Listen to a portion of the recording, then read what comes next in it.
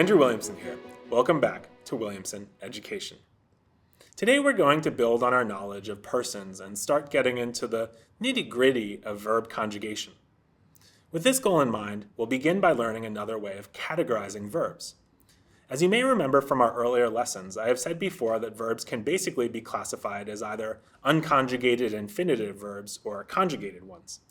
In this lesson, we're going to set aside the unconjugated verbs and focus our attention only on the conjugated ones. You'll also remember from our earlier lessons that verb conjugation in English is one of the most important sets of rules that exists in the language, even though many verb conjugations have exceptions.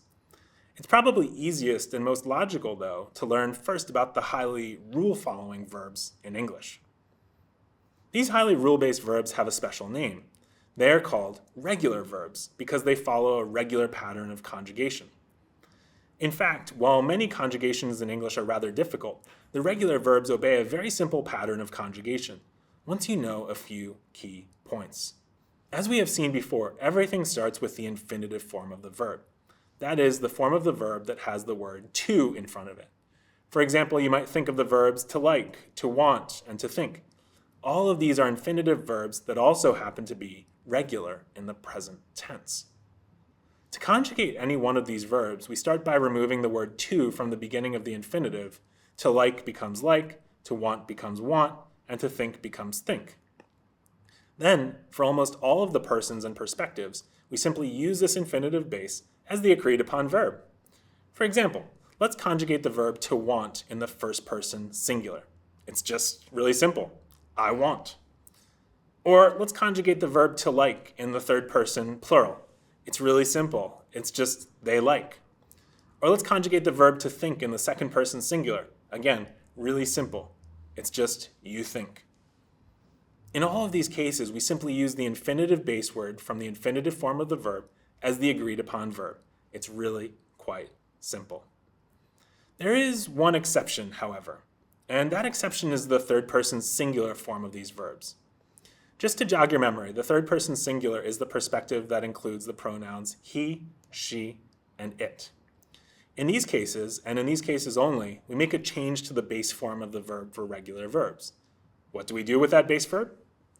Quite simply, we add the letter s to the infinitive base. So for example, let's say we want to use the pronoun she to conjugate the verb to think in the third person singular. We would take the infinitive base think and add the letter s. She thinks. Or let's say we wanted to use the pronoun he to conjugate the verb to want. We would take the infinitive base, want, and add the letter s to the base. He wants. Let's look at one final example. Say we wanted to use the pronoun it to conjugate the verb to like. We would take the infinitive base, like, and add the letter s. It likes. We have discussed this idea in earlier lessons, but I would like to circle back to it because this third-person singular conjugation gives many learners of the English language some difficulty. In particular, the difficulty stems from the fact that this conjugation with an s on the end of it is for a singular subject. Usually we think of adding the letter s as a way of making a word plural. Singular bag becomes plural bags, singular fork becomes plural forks, singular coffee becomes plural coffees. But in fact, this rule about singular and plural really only applies to how we form plurals with nouns. With verbs, the rules are a bit different. Adding an s to the end of the infinitive base is a way of making the third person singular singular. There's a word for this in English. It's counterintuitive. Intuition is a gut feeling or an internal sense of what should be correct. So something that's intuitive follows the rules of intuition. The prefix counter, though, means against or contrary to. So adding these root words together, we see that counterintuitive means against intuition or against common sense. Adding s to create a singular verb form is counterintuitive for sure. By some measures, a full 90% of verbs in English are regular verbs and follow the rules that I have just outlined. That's a lot of verbs following the exact same rules as you see right here. The thing is this, verbs don't really announce themselves as regular verbs. They don't come out and tell you, hey, follow the regular rules of conjugation with me. You have to figure that out for yourself. That said, if you're ever in doubt, probability is on your side. The vast majority of verbs follow these regular rules in the present tense. We haven't yet really begun talking about the idea of verb tense or the time in which a verb takes place. Verbs in English basically have three tenses: past, present, and future. We'll talk about tense at greater length in a later lesson, but the reason I mention it now is to introduce you to the idea that a verb can be regular in the present tense, but irregular in the past. For example, consider the verb to see. The verb is regular in the present tense. I see, you see, she sees, we see, they see. But once we go into the past tense, the verb begins to follow some very odd patterns.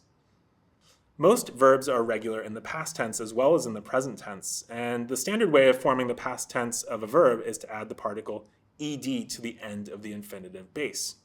Want becomes wanted in the past, walk becomes walked in the past, lift becomes lifted in the past. But with the verb to see, which is regular in the present tense, the past is a bit more complicated. If you want to indicate that your seeing of a certain thing took place before the moment of speech or writing, you'll need to use the past tense conjugation saw, as in, I saw the movie yesterday. And if you want to go into the present perfect, a verb tense we'll also explore in greater detail later, you'll need to use another past tense conjugation of to see altogether. You'll need to use the so-called past participle, which is seen. For example, I have seen many surprising things in my lifetime.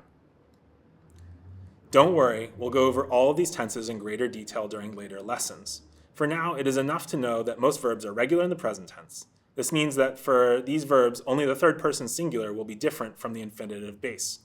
That third person singular conjugation has an S added to the end of the infinitive base. That's a counterintuitive change, but one that is important to gain control of in both your speaking and writing. Regular verbs are very many in number, while irregular verbs are very few. That said, it's important to note that many of the most commonly used verbs in the English language are actually irregular verbs, verbs that do not follow the normal rules of conjugation. Verbs such as to be, to do, to have, to bring, and many more commonly used verbs are all irregular. So while there are relatively many regular verbs and relatively few irregular ones, the regular ones are important indeed. We'll jump into those irregular verbs during our next lesson on that very topic. And that's all for today. I'll see you next week. Spread the word.